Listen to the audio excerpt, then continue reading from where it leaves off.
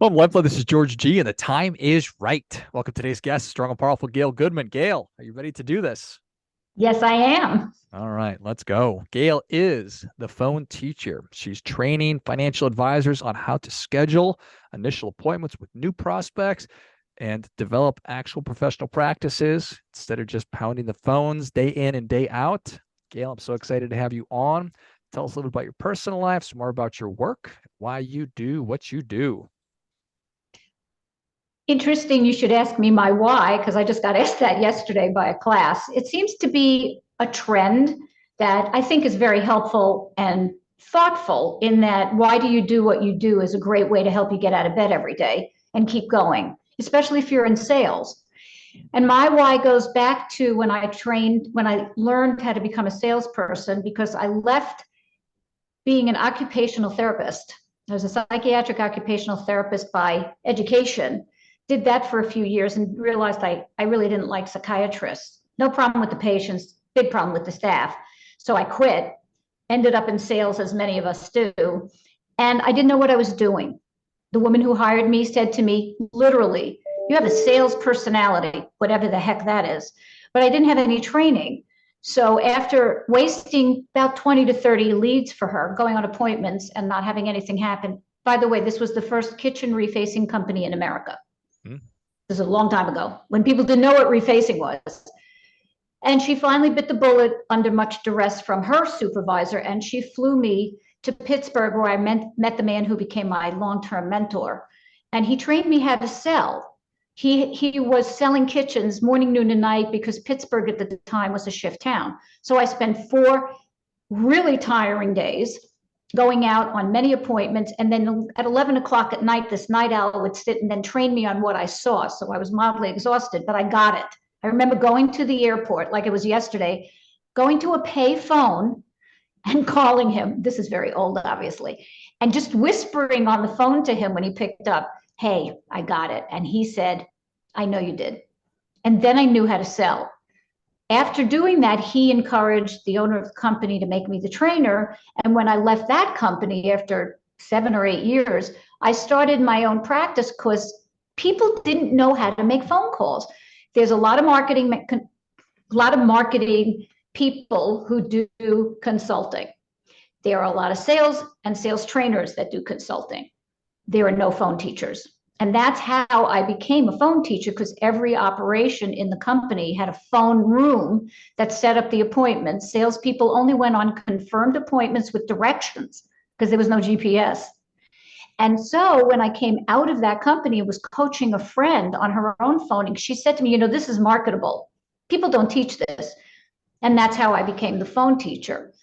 And the reason I ended up working so much in financial services is essentially because they responded most positively to me and believe in training.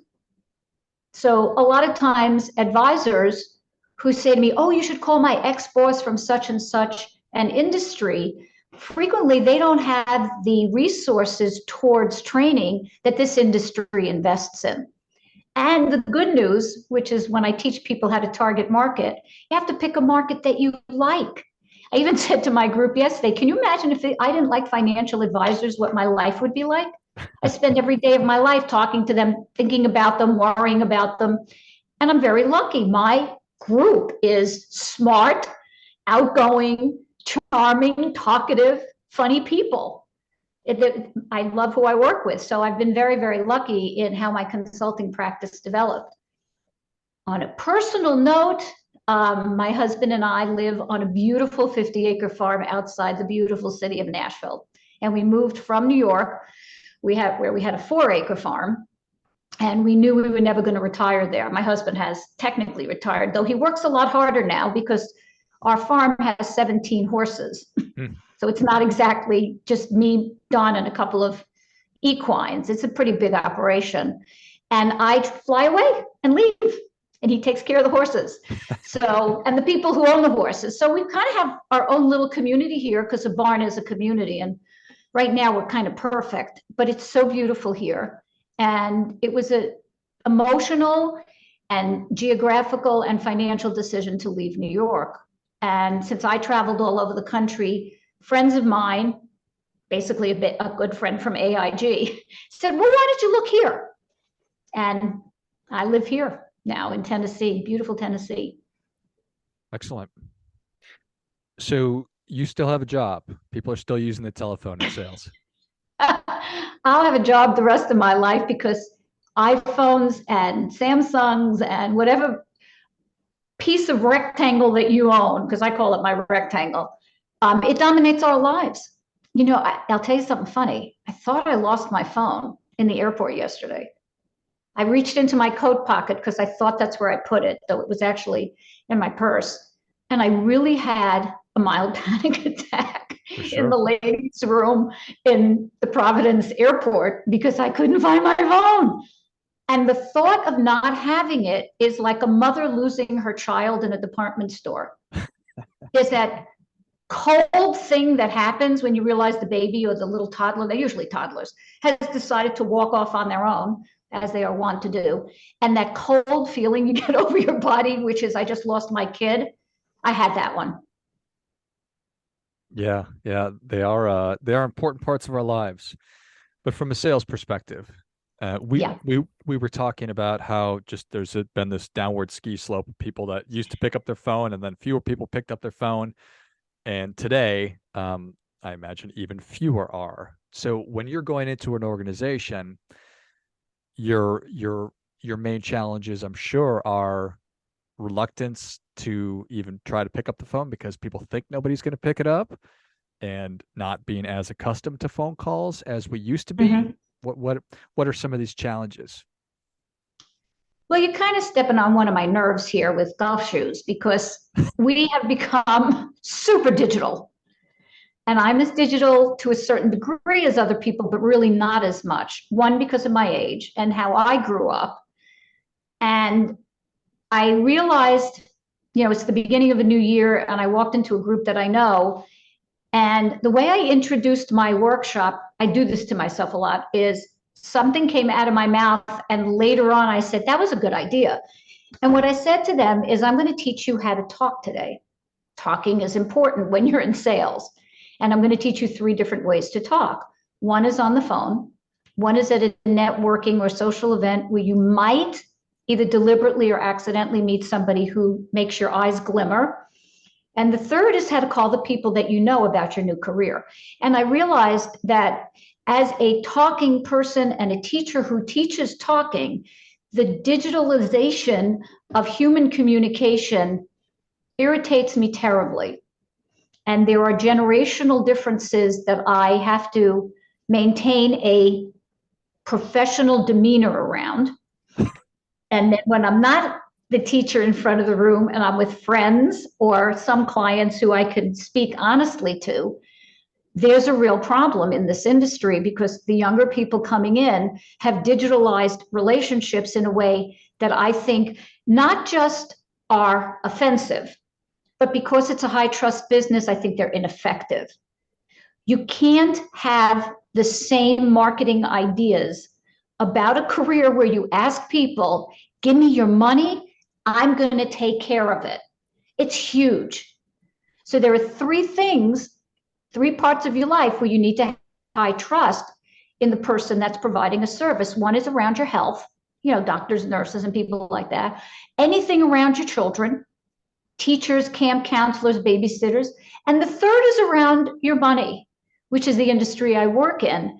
And I feel like sometimes I'm yelling into a canyon when I say to them, your ability to communicate effectively with your big boy words or big girl words is important because words have emotional impact. They don't have that impact when you do them digitally.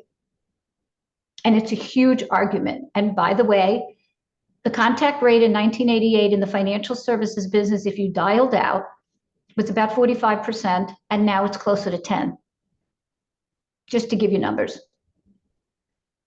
And so the argument is, the younger generation says, no, I'm not picking up the phone because they don't want to talk to me via the phone. This is just how we communicate. And you say, no, this is a high trust business, and your effectiveness demands that you connect in a more human way than a message. Digital communication has no inflection.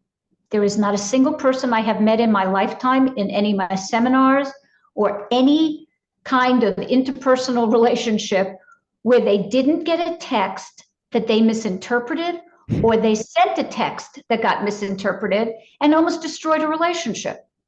Now you're trying to build one based on a communication that has no inflection behind it. Listen to the way I'm even saying that. You can hear my horror at the way they think. So here, you'll love this story, George. Somebody came up to me a couple of years ago in Philadelphia and said, God, Gail, I love your scripts. I said, I'm so glad. He said, they're really great for me. I'm texting them to everybody. It took everything in my body to not choke this kid and say, what the heck are you doing? And I was horrified. And the other factor, which is really a big, big issue, we went through this for 20 minutes yesterday. Texting is a highly controlled business in financial services, because I don't know if you're aware of this, but FINRA is going nuts with fines. Huge fines, millions and millions of dollars of fines. So texting is such a controlled substance now that if you're caught illegally using it, you could lose your license and your company can get a bankrupting type of fine. So I had to be very strict with them. And then, of course, my client, who is the agency manager, came in, and he's on the compliance committee as well. The truth is that the way that this industry is getting around it, which I think is fine, is there is an app they can buy, which gives everybody another phone number, which is their texting phone number. So you have an office number, your personal cell number, now a textable number, and everything goes through something similar to when your email is getting watched. So that'll alleviate all of that. But there is this period with this particular company where they haven't bought the app, where some of my other companies have. And the neurosis around this is at an all-time high, because these fines are getting scary. That's really interesting. It's a whole nother layer to this challenge. So you can probably have, and I'm sure that you do, have a fruitful conversation with some folks in the younger generation that says, I don't want to do this. You explain in a way that I imagine it clicks for them. Okay, you're right. I have had, horrible miscommunications via email or text or whatever. Does that still then get them to pick up the phone, or is there additional work that somebody needs to do to get themselves comfortable with picking up the phone from a attitude and a belief standpoint? Obviously, they need the right language and skills. Tell me a little bit about that. It does rely more on the language and skills than anything else, because the industry has a horrible word. It's a phrase that I have told all of my managers there's no such thing. And it's a psychological disease called reluctance. Everybody is very addicted to this phrase in this industry, managers in particular of a particular age, which is closer to mine than my rookies. And I have chided them. One, because I used to work in psychiatry and there's no such thing. So like, really? This industry made something up. And second, it labels somebody as defective when either I am a miraculous curer or they're wrong, A or B, because too many people walk out without call reluctance after a seminar with me or an hour with me. Or I say, well, here's a better script. They go, oh, I could say this. Because the challenge for me, which also keeps me in business, is the minutia of good words is everything in the beginning of the financial process. How I get you to accept an appointment with me is everything. But the industry rightfully has to spend a lot of time on how to actually be a financial advisor. And my slightly sarcastic comment is, well, they have to pay my toll before they could cross the bridge. All you have now is a bunch of licensed people doing nothing if they don't learn what I teach, which is to get the first appointment. I have nothing to do with them the minute they have a confirmed first appointment. So when I go to an agency where they say, well, we're setting appointments, but they're not confirming, that's certainly different than people saying they're not getting on the phone at all, but it's all language.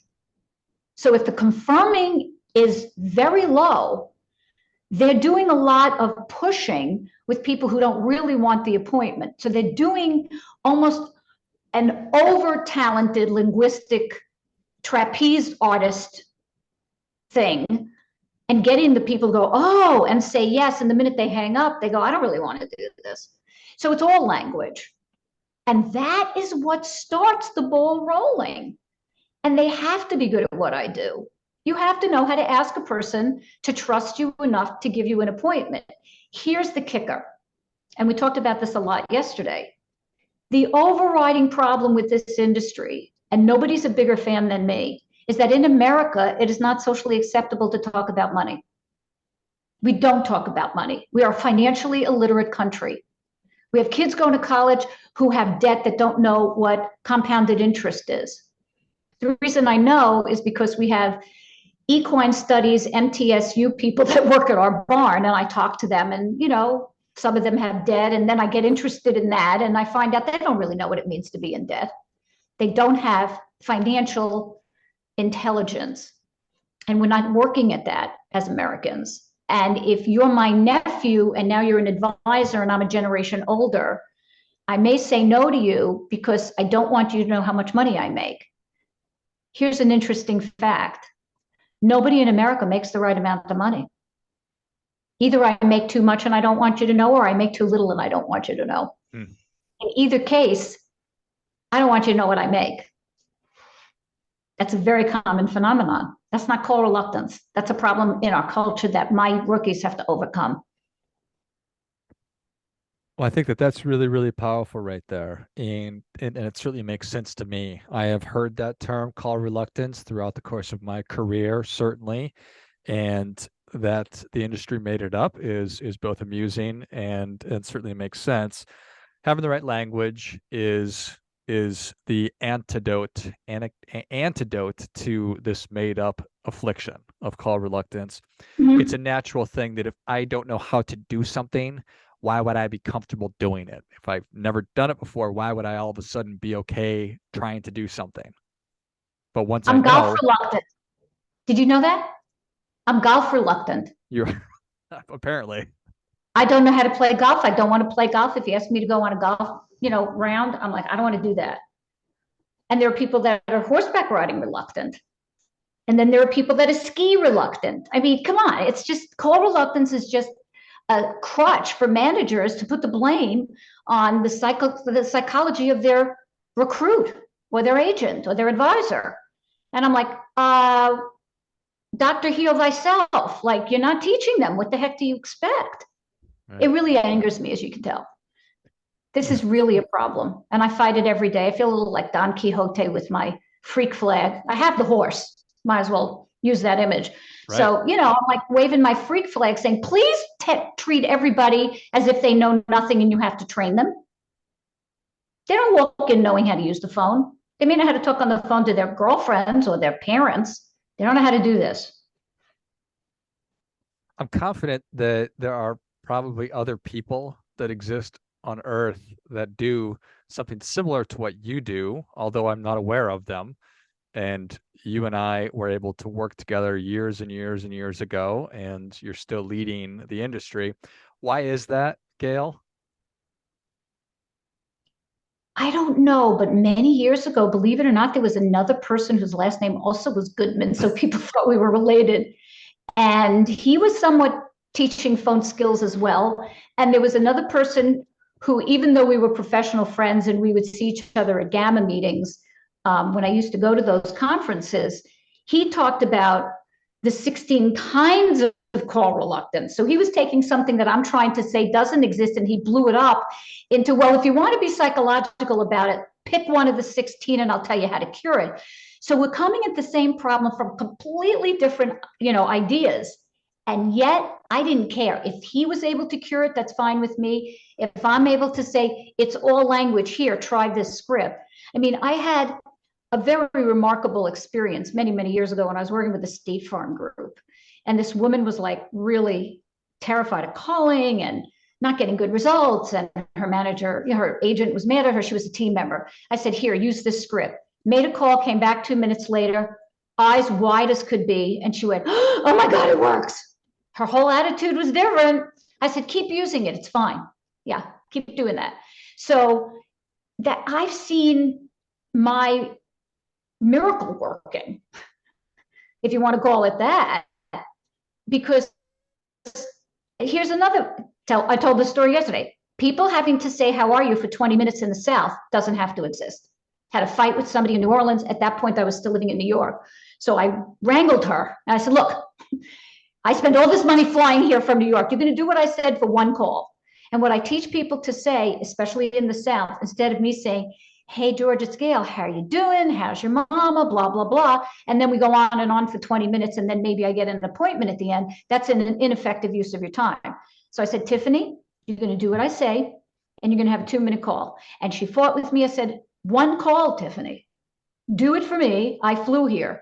And what I teach now is, hey, George, it's Gail. I don't like hey. I'd say, hello, George, it's Gail Goodman. I'm calling for 2 reasons. And I will ask you a specific question about your personal life, not how are you, which is global, but is Amanda enjoying college? Or did Tommy's baseball team win the league? Blah, blah, blah. One question about one part of your life, because I know you well. And because I told you have 2 agendas, you're actually going to answer me in a more brief way. She did not believe me, did her first 2-minute call, got the appointment, and came back to me with the biggest startled blue eyes you've ever seen in your life. She was a beautiful young lady. And she went, oh my God. I went, yeah. See, words are magic. Words are magic. And she was sticking to the Southern, which I now know, how you doing, and letting the person talk, which was an ineffective use of her professional time. That's what I teach. I love it. Well, Gail, thank you so much for coming on. Where can people learn more about you? How can they engage with you? Just go to my website, which is phoneteacher.com. All my information is there. All the seminars and workshops and coaching that I offer are there. Or if you think you want to call me and your heart won't be beating too hard, because a lot of people say, I'm afraid to call you. My phone number's on my website and you can just call me. I love it. Well, if you enjoyed as much as I did, show Gail your appreciation and share today's show with a friend who also appreciates good ideas. Go to phoneteacher.com and check out other great resources. If you are within a financial organization of some kind that has representatives that are attempting to set appointments, well, Gail is your person if you would like those representatives to set more appointments and be happier in what they do and more productive and more efficient and all those things. So again, phoneteacher.com.